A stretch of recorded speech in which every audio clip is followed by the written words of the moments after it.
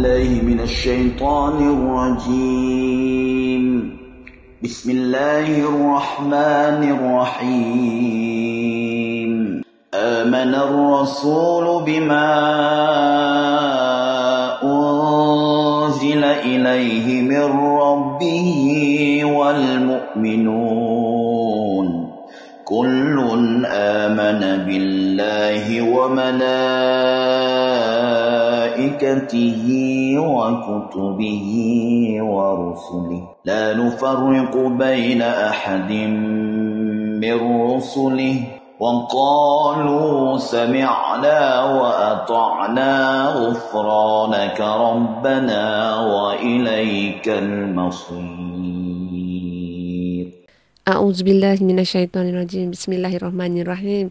Hai, Assalamualaikum. Welcome back to Cengkih Channel. Terima kasih akak ucapkan kepada korang semua kerana sentiasa menonton kisah-kisah dari akak. Hari ini akak nak ceritakan pula kisah tentang penunggu lift tua. Jom dengar kisah akak ni. Ni kisah Amir. Akak suka nak guna nama Amir, tapi tak apalah, kita on je dengan nama Amir. Malam pertama Amir mula kerja shift malam. Dia masuk pejabat lama yang dah berpuluh tahun dah tak renovate. Bangunan dia tinggi, dia lift dia satu je. Bunyi dia macam nak roboh bila bergerak lift tu. Orang kata lift tu ada penunggu, tapi Amir dia fikir tu cuma cerita staf lama nak takutkan orang baru biasa. Dia tak kisah sangat sebab nak kerja kan, dapat gaji, balik rumah tidur. Tapi malam pertama tu lift dah buat hal dah korang. Bila dia tekan button nak turun tingkat 7, lift macam bergerak laju tapi perlahan, nak turun sikit sendiri. Dan bila pintu lift buka, banyak perkara yang dia nak tafsirkan. Manis pun ya, busuk pun ya, wangi pun ya, masuk kat hidung dia.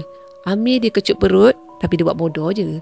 Dia fikir mungkin bekerja cleaner ke, tengah bersihkan kat tengah-tengah tempat kat situ. Dia sembunyikan apa-apa ke, nak takut-takutkan dia ke, nak prank dia ke. Dia fikirlah dia budak baru. Dalam lift cuma ada bayang dia sendiri dia. Tapi kalau dia gerak tangan, bayang tu lambat ikut. Bayang aku ke? Malam kedua, lift berhenti dekat tingkat 5 tanpa sebab. Pintu terbuka sendiri perlahan je. Koridor kat situ sunyi. Lampu perlahan-lahan menyala tau. Dari hujung koridor Amir nampak bayang kecil tinggi, kepala sengit, tangan panjang, tegak. Amir rasa nak muntah tapi dia senyum sorang-sorang dalam hati. Bila dia nak gerak, pintu lift tutup sendiri dan terus naik ke tingkat 7. Masuk malam ketiga, penunggu lift buat perangai pelik tapi kelakar. Setiap kali Amir seorang dalam lift, penunggu tu buat suara ketuk lantai lift tau. Dia bunyi dia macam batuk. Kadang tiru suara Amir sendiri. Kadang dia tarik seluar Amir perlahan. Tapi tak sampai kena. Amir mula gelak dalam hati lah sebab hantu tu terlalu rajin. Tapi itulah dia terlalu kerja keras. Amir ni pun jenis nakal budaknya. Amir mula beri perhatian lah. Dia tinggalkan gula-gula ataupun coklat dalam lift. Kadang dia letak nota kecil, jangan tarik seluar aku malam ni ya. Berani dah Amir ni. Kadang coklat hilang, kadang ada nota baru dekat button lift tu. Siap, seluar tak disentuh. Kadang lift bergerak lebih laju dari dia tekan button tau.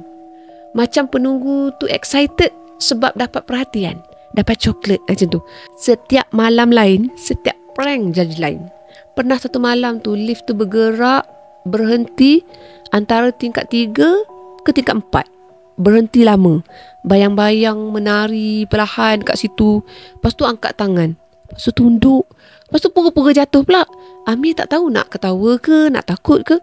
Bila tekan button tingkat 7, lift bergerak perlahan. Tapi tiap kali dia berhenti, pintu lift tu akan terbuka sendiri. Penunggu melintas cepat kat situ. Dia nampak ada someone lah melintaskan. Amir keluar tingkat 7. Dia pandang lift, lepas tu dia diam. Tapi dia rasa macam penunggu lift tu tak puas hati lagi lah nak prank kan kat dia. Tak percaya lagi ni. Lambat laun Amir mula percaya penunggu lift tu bukan jahat, cuma dia nak hiburkan diri dia waktu malam. Kadang dia datang awal, dia buka lift seorang-seorang. Dia dengar ketukan halus, ketawa kecil dari koridor kosong. Kadang dia letak gula-gula, kadang Dia lari keluar tingkat bawah nak tengok penunggu buat apa. Dia tak nampak. Memang beranilah Amir ni. Malam-malam seterusnya, prank tu jadi makin gila. Lift berhenti dekat tingkat 2 lebih daripada kebiasaan. Pintu terbuka sendiri. Itu biasa. Ada kerusi kecil dekat dalam. Macam penunggu tu duduk menunggu Amir masuk, tahu. Kadang lift tu bergerak sendiri. Tapi bila Amir tekan button lift untuk berhenti, tiba-tiba dekat tingkat yang dia berhenti tu salah. Dan pintu sama juga terbuka. Dari celah pintu tu, Amir nampak tangan panjang tengah pegang button lift lain. Macam ada someone dekat situ nak tunjuk kat dia. Dia tu memang orang kata penunggu level boss lah malam tu. Macam tu lah. Sebab Amir bahasakan apa yang dia tak nampak tu sebagai penunggu lift tau. Satu malam tu, itu malam paling gila lah. Amir balik lewat. Lift berhenti antara tingkat 5 ke 6. Bila dia tengok cermin lift, ada banyak bayang tau. Bukan satu. Bayang-bayang tu menari perlahan. Angkat tangan, tunduk, pura-pura jatuh. Sama juga. Dia ulang perkara yang sama. Amir tergelak, tapi tergelak dia takut. Bukan tergelak berani. Bila tekan button tingkat 7, lift bergerak perlahan. Tapi setiap kali, setiap tingkap dia akan berhenti. Setiap level tu dia akan berhenti, pintu terbuka. Berhenti, pintu terbuka. Lepas tu adalah someone melintas cepat macam jalankan tugas. Dipanggil penunggu lift. Amir mula bersembang dengan penunggu lift tu. Dia tinggalkan coklat lagi, gula-gula. Kadang dia tinggal nota kan. Lepas tu penunggu tu jawab dengan bunyi tau. Bunyi tapak kaki. Kadang buat benda kelakar. Tarik seluar dia perlahan, terasa dia seorang je masuk.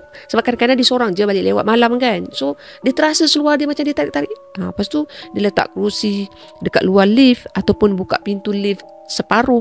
Kadang lift bergerak laju bila Amir tekan button kan. Kadang perlahan sangat sampai. Amir rasa macam ya Allah nak tidur je dalam lift tu. Tapi Amir ni akak cakap jujur lah, memang berani. Kalau akak memang dah lama dah akak tak main dah lift tu. Memang tak stay kat situ lah. Puncak pada kisahnya, satu malam tu Amir, dia memang balik lewat lah. Tapi kali ni lagi lewat. Lift berhenti kat tingkat 4.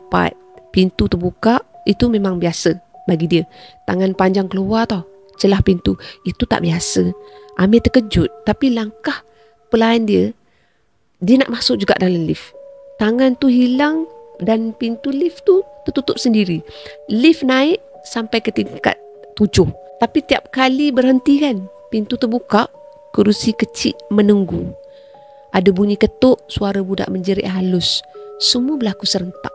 Amir dia dia tergelak takut. Tapi akhirnya dia belajar penunggu lift ni bukan jahat ni. Dia fikir macam tu lah. Dia nak kacau aku ni. Salam perkenalan. Dia fikir macam tu. Dia cuma nak hiburkan aku ni, macam tu, nak berkawan. Akhirnya Amir dah tak takut dah. Dia hormat lah teman malam dia tu. Dia macam biasa lah. Kadang-kadang dia tinggalkan gula-gula. Kadang-kadang dia cuba melawak dengan nota lawak dia tu. Dan tiap kali dia sorang-sorang dalam lift, dia dengan ketukan halus tu macam dah biasa. Dengan suara dah biasa. Atau kadang-kadang dia nampak bayang-bayang kecil menari perlahan. Itu pun dia dah tak seram. Dia dah biasa. Penunggu tu memang kata tak wujud lah. Tetap akan prankkan dia. Tapi Amir dah mula nikmati malam kerja dia. Lantaklah kau, lantak. Dia rasa seram. Tapi dalam rasa seram tu dia ada rasa kelakar. Dalam rasa kelakar tu dia ada rasa macam, yelah dunia dia. Amir ni dunia Amir. Amir tak kacau dia. Dia tak payah kacau Amir. Dia fikir secara kekuatan diri dia macam tu. Bila dia baca bismillah, masuk lift, so dia berpegang pada Allah. So dia tak payah fikir dah benda-benda yang macam menyerabutkan kepala dia. Itu untungnya orang lelaki yang berani ni. Dan beberapa minggu selepas tu lah Amir dah mula biasalah dengan penunggu lift tu. Dia dah rasa seram tu dah mula jadi macam lawak sendiri. Tapi malam-malam tertentu, penunggu tu dah mula buat hal yang luar dari apa yang dirasa kelakar. Macam tu. Misalnya ada satu malam dia nak keluar pejabat yang ambil fail kan dekat store tingkat bawah. Lift tu rosak. Bila dia turun tangga, terdengar bunyi ketuk-ketuk daripada pintu pejabat lain. Perlahan, tapi ketukan tu dia agak teratur dan ketukan tu dia macam ikut step kaki Amir. Bila Amir tengok bayang kecil melintas cepat dekat koridor tu, dia dalam keadaan kepala sengit, tangan panjang, tapi dia lambai-lambai macam nak suruh Amir tu ikut dia. Amir rasa macam tak payahlah ikut, baik aku lari. Dia rasa nak lari, tapi dia cuba untuk kuatkan diri dia. Allah, rasa dia cuba ketawa kecil. Setiap kali Amir jalan seorang dalam pejabat kosong, penunggu tu suka buat benda yang macam lawak seram tau. Kadang dia tarik kerusi dekat pantry, lepas tu dia letak buku di atas lantai supaya Amir tu terpijak. Lepas tu dia gelak sendiri. Macam mana dia gelak tu, memang dengar suara gelak tu. Dan kadang-kadangnya fail yang dekat meja Amir memang letak situ, tapi bila Amir nak pergi ambil fail tu tak ada. Meja dia kosong. Macam hantu-hantu tu tolong alihkan fail tu. Macam tu lah. Macam dia orang pun nak membaca dokumen tu. Amir fikir macam tu. Pernah satu malam tu Amir tengok bayang kecil tu duduk atas kerusi tau, tengah tengok komputer menyala sendiri. Dan bila dia nak pandang betul-betul, bayang tu hilang. Cuma tertinggal perkataan kecil je kat meja. Habis kerja cepat, jangan lupa gula-gula. Bayangkan, ajar sangat bagi gula-gula. Nak gula-gula pula, tergelak lah. Dia rasa seram tapi dia rasa kelakar. Ya ke? Terfikir, ya ke? Hantu-hantu tu ambil gula-gula aku. Dia terfikir kan, engkau yang buat main nak letak gula-gula situ. Tapi yang pastinya gula-gula tu memang hilang. Memang tak ada kat situ. Setiap kali lepas dia letak kat situ. Macam hantu tu minta nak orang kata dihiburkan oleh Amir. Fikri pula dah. Oleh Amir lah. Macam tu dia nak ulang-ulang. Macam nak kawan lah orang kata tak. Tapi tak elok kawan dengan benda-benda macam tu kan. Satu malam tu lift rosak lagi. Amir terpaksa naik tangga dari tingkat 7 turun sampai tingkat 1. Dia masa tu tengah jalan-jalan, tiba-tiba terdengarlah bunyi tapak kaki kecil berlari dari tingkat 2. Ngongek dia lari lah sampai ke tingkat 1. Memang cepat gila. Bila dia tengok, tak ada siapa pun kat situ. Tapi selimut yang ditinggalkan dekat tangga tingkat 3 tu tadi, sebab dia memang ada bawa macam penutup kain lah selimut kan. Dia nampak selimut tu bergerak sendiri tau. Macam ada benda tarik perlahan. Amir terkejut. Kali ni dia memang agak terkejut lah. Tapi dalam hati dia cuba untuk orang kata tenang. Dia cuba ketawa kecil macam tu. Sebab benda tu macam nak buat prank tu tahap level yang menguji kesabaran dia. Dia pun dah bosan sebenarnya. Penat dengan benda-benda macam ni. Paling gilanya satu malam tu Amir dia seorang-seorang je dalam pejabat kan. Lampu masa tu memang dia klip macam nak padam. Dia naik lift, dia nak turun tingkat 1, tapi pintu lift dia tak terbuka. Dari luar dia dengar suara budak kecil jerit halus. Tapi kali ni ada efek yang lain lah. Bunyi ketawa halus tu bercampur dengan tapak kaki. Bunyi kerusi bergerak. Dan lift tu sendiri dah mula macam gegar-gegar halus tau. Gegar-gegar yang perlahan tau. Bila ditekan button, lift tu berhenti kat tingkat 4. Pintu tu buka, tapi tak buka habis. Dia macam rosak. Dia macam buka separuh je. Dan dari dalam lift tu keluar bayang kecil menari dekat lantai koridor. Amir dia dah takut dah. Kali ni dia takut. Dia risau. Tapi bila dia nak tarik balik, bayang tu hilang tau. Dia cuma tinggal satu macam sesuatu lah dekat lantai macam nota. Dia kata jangan lari malam ni, nanti ketinggalan gula-gula. Macam tu sekali. Boleh Kadang-kadang penunggu tu buat prank yang dengan staff lain juga. Prank ni usik lah korang. Gunakan perkataan prank. Penulis ni pun gunakan perkataan prank. Macam tu. Misalnya satu malam tu, seorang penjaga malam tu dia masuk pejabat. Lift tiba-tiba bergerak sendiri. Pintu terbuka dekat tingkat 3. Tapi lift tu kosong. Penjaga tu cubalah masuk. Tapi dia ada dengar ketukan halus. Lepas tu suara budak menjerit. Jangan ikut. Budak tu macam marah tau. Lepas tu penjaga tu lari. Tapi bila Amir dengar, dia tergelak dalam hati. Sebab penunggu tu sebenarnya nak main dengan semua orang. Macam tu. Maknanya bukan dia seorang je lah yang dimainkan. Orang-orang lain pun kena juga. Macam tu. Lambat laun Amir jadi bos sementara lah kat situ. Dekat penunggu lift tu dia belajar membaca tanda-tanda. Kadang-kadang dia letak gula-gula. Kadang-kadang dia bergurau dengan yelah bagi macam ketuk macam tu kan. Kadang-kadang sengajalah dia buat lift tu berhenti antara tingkat tingkat tu untuk bergurau balik dengan penunggu tu macam tu. Lama-lama dia orang macam kawan kan korang, betul tak? Penunggu tu mula balas tindakan dia dengan lebih kreatif. Dia tarik kerusi tengah lift, dia buka fail kosong, dia gerakkan papan pemisah pejabat tu kan, ataupun dia buat bunyi macam orang jatuh, tapi jatuh dia tu macam jatuh bukan jatuh yang menyeramkan, tapi overacting macam tu. Itulah puncak pada cerita ni berlakulah satu malam. Masa tu hujan lebat, memang lebat gila. Amir dia nak balik rumah dah. Lift tu bergerak sendiri. Dia berhenti kat tingkat 5. Lepas tu pintu tu buka lah. Dari celah-celah pintu tu dia nampak bayang kecil tu berdiri. Sama juga sebelum ni kan, nampak dari jauh kepala saya ingat, tapi kali ni nampak dekat. Tangan dia pun nampak dekat tau. Tapi kali ni lebih banyak bayang.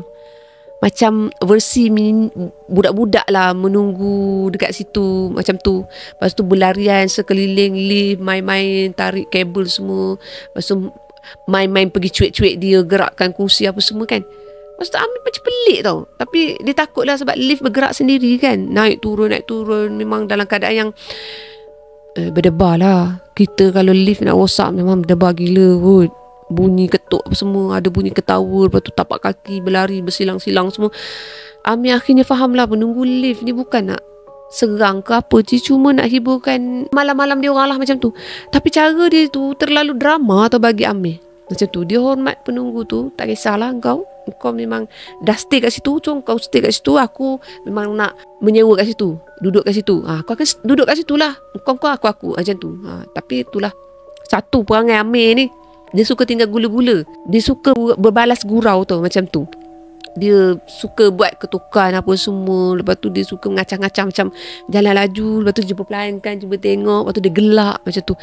Kalau kita tengok dari satu sudut, Amir ni macam tak betul pun, ya. Tapi itulah, Amir ni nakal budaknya. Nakal orangnya. Dan sampai sekarang, lift tu masih ada penunggu.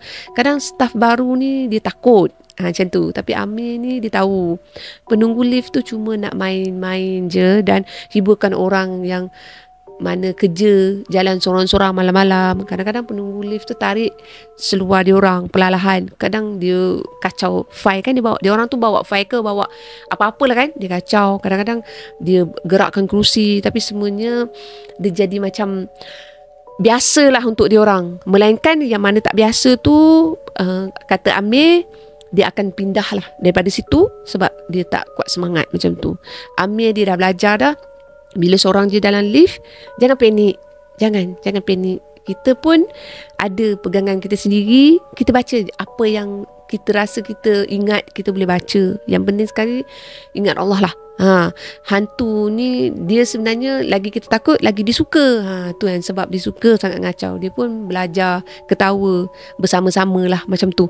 Maksudnya dia tak tunjuk reaksi takut, tapi dia tunjuk reaksi macam dia ketawakan benda tu balik tau. Walaupun kadang jantung dia tu rasa berdetak laju sebab keadaan tu sebenarnya tak normal. Dia macam gila tau. Akak pun tak pasti, tapi akak pun rasa macam, Amir, kau ni terlampau berani. Tapi Alhamdulillah sebab kau berani kerana Allah, Alhamdulillah. Dan Amir berpesan, dia kata, bila kita berani, kita akan takutkan mereka. Dan bila kita takut, mereka akan takutkan kita. Macam tu lah.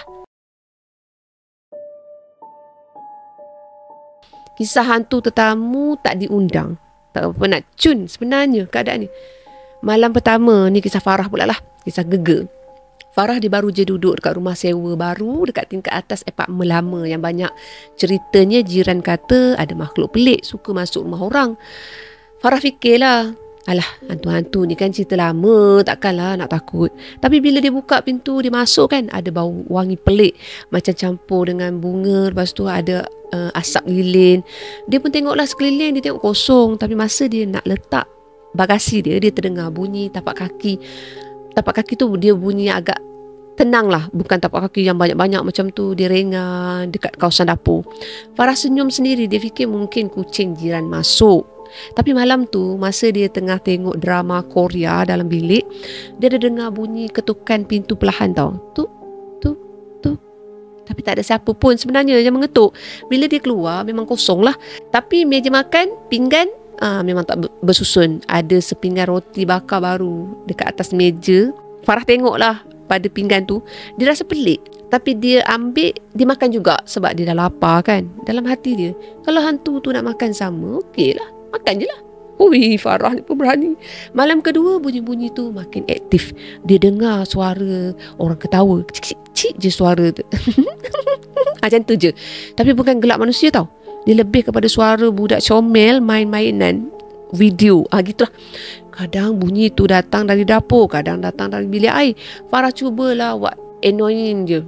Tapi satu benda buat dia rasa lucu jugalah. Dia rasa macam pakaian dia yang tergantung dekat almari tu tiba-tiba berlipat sendiri. Agak pelik ni. Siapa yang lipat kan? Macam ada tetamu halus datang, kemaskan baju dia, kemaskan segala pakaian dia. Dia pun nak fikir apa lagi? Dia fikir bulu roma dia masa tu tegak berdiri sebab tak ruji kan? Malam ketiga tetamu tak diundang, mula buat hal lebih kelakar seram. Farah tengah mandi, tiba-tiba cermin bilik air jadi berembun sendiri. Tapi dia ada nampak lah macam ada tulisan tulis macam air panas sikit, jangan banjir bilik. Dia tergelak seorang tau. Tapi masa nak ambil tuala, dia nampak tuala tu terjatuh, tapi tuala tu macam diseret someone untuk tak bagi dia ambil tuala tu. Macam nak bergurau lah dengan dia, macam ada tangan halus yang tarik. Farah rasa macam tinggal serumah dengan budak nakal. Tapi itulah, dia tak nampak budak nakal tu. Beberapa malam seterusnya, tetamu ni dah semakin aktif. Kadang diorang tu tarik selimut, kadang dia tutup lampu, kadang dia tinggalkan otak kecil. Farah mula bagi respon balik semula. Dia letakkanlah apa-apa. Macam contohnya dia letak biskut dekat meja kan, sebab dia nak tengok benda tu makan tak. Kadang dia tinggalkan tulisan-tulisan kecil kan. Lepas tu dia tulis lah, jangan kacau baju aku malam ni. Dan bila dia bangun pagi, dia tengok biskut tu dah tak ada. Itu logik lah. Mana tahu Cik Tipos senok ni tikus. Mana tahu tikus kot ambil semut ke lipas kan. Itu standard lah kan. Tapi kadangnya dia terfikir, bila dia letak biskut tu, takkanlah habis-habis semua macam tu. Takkanlah semut tu bantai sampai semua sekali, betul tak? Lucu jugalah bagi dia. Satu malam paling gilanya, Farah balik lewat lepas kerja.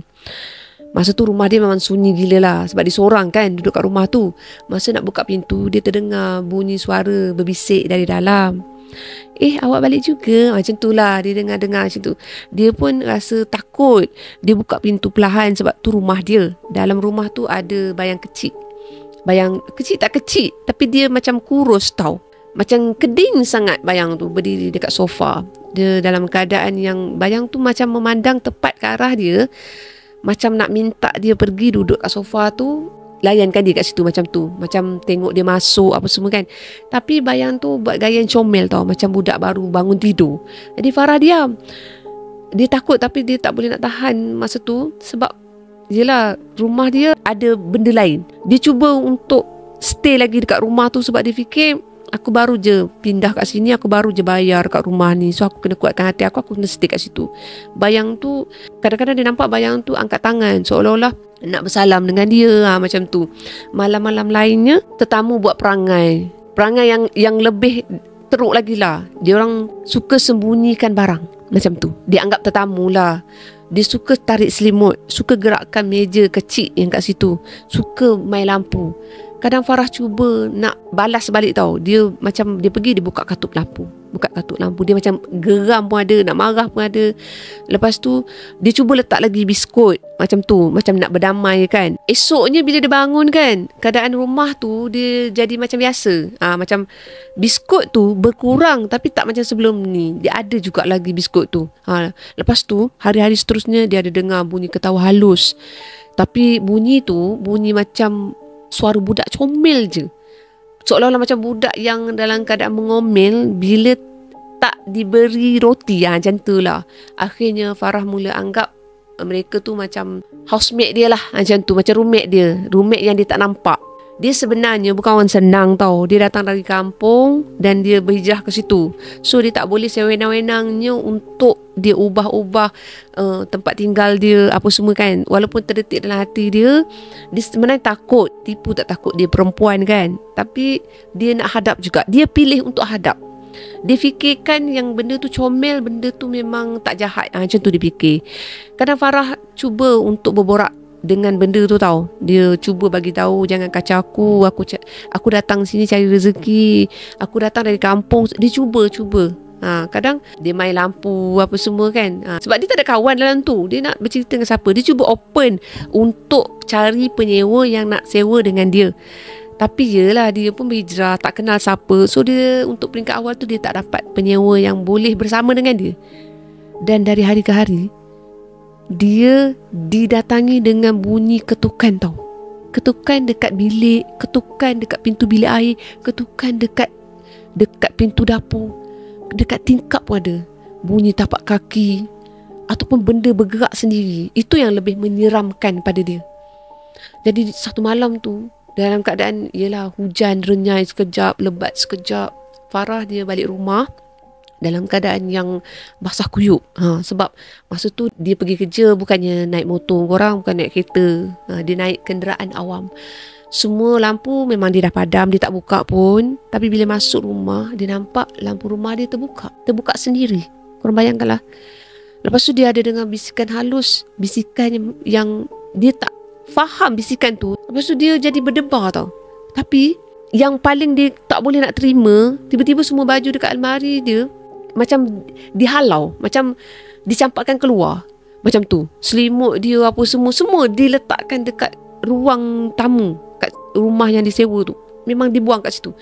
Macam ada someone yang tak suka dia stay dekat rumah tu. Macam tu. Farah cuma positifkan diri dia. Takkanlah sampai macam ni, dia cakap kan.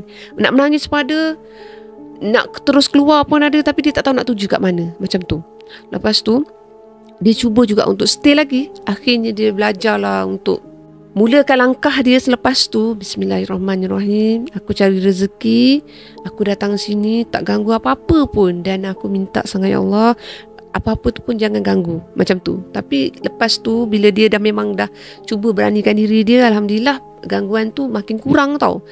Gangguan tu dah tak ada dah nak kacau-kacau dengan bunyi-bunyi, nak seramkan dia. Dan dia rasa semua tu berhenti kat situ. Tapi sebenarnya tak. Sebab dia gelarkan pada gangguan tu gangguan budak nakal yang tak nampak. Teman dia untuk waktu malam, dia anggap macam teman lah. Dia pun buatlah kerja. Bila dia balik kerja kan, dia buat kerja sorang-sorang dalam rumah, kemas rumah apa semua. Tapi ada satu hari tu, dia memang dah kemas semua, dah sidai baju semua. Dia tengok rumah dia berkepah. Seolah-olah macam dia dah tak boleh nak stay kat situ, dah tak boleh nak terima dah situasi tu. Dan sampai sekarang Farah masih juga tinggal dekat rumah tu tau. Sebab dia rasakan kalau dia dah boleh cukup duit ke, ataupun ada orang yang nak datang stay sama-sama dengan dia kan, sewa sama-sama dengan dia, dia orang pun dia harap sangat boleh terima lah dengan situasi dekat rumah tu. Sebabnya situasi tu tak membahayakan diri dia. Itu fikiran dia. Dan kadang-kadang family dia datang, mak ayah dia datang, dan kadang-kadang family dia apa semua mengaji Al-Quran kat situ. Dia orang solat jemaah dekat situ. Jadi kadang-kadang tak ada bunyi-bunyi tu semua tau. Satu malam tu Farah ni memang rasa terkejut sangat-sangat. Sebab bila dia rasa aman dengan situasi tu, family dia dah balik ke kampung balik semula. Beberapa minggu lepas tu kan, Farah mula rasa ada bayang-bayang yang lebih tinggi, bayang-bayang manusia biasa, manusia normal, manusia dewasa lah maksudnya, menemani dia. Ini yang lebih menakutkan dia. Sebabnya sebelum ni dia rasa macam ada kan budak nakal comel, tapi kali ni bukan budak nakal dah. Dia rasa makin meremang, dia rasa makin takut. Dan dia sekarang ni dalam perkiraan untuk buat keputusan untuk keluar daripada rumah tu. Sebab dia pun dah discuss dengan family dia pun cakap sama ada adik dia datang teman dia, ataupun lepas-lepas ni dia akan keluar lah daripada rumah tu. Itu yang lebih baik. Tapi kan bila satu hari tu dia cuma discuss dengan family dia dalam rumah tu untuk keluar dari rumah tu, penghuni dekat rumah tu, penghuni gaib tu, dia macam marah tau. Sebab itulah pakaian dia dilempar semua dikeluarkan semua. Dan satu hari tu dia tak boleh nak masuk bilik air. Bilik air tu dia tak kunci. Dan bilik air tu mustahil lah ada orang kunci dari dalam tau. Tapi dia tak boleh nak buka. Dia nak pergi kerja ni, nak mandi ni, tak nak buka pintu bilik air. Dia ketuk-ketuk, tak boleh nak buka. Memang tak boleh. Dan dia juga pernah dengar bunyi dentuman pintu bilik dia tertutup, tong, macam marah tau.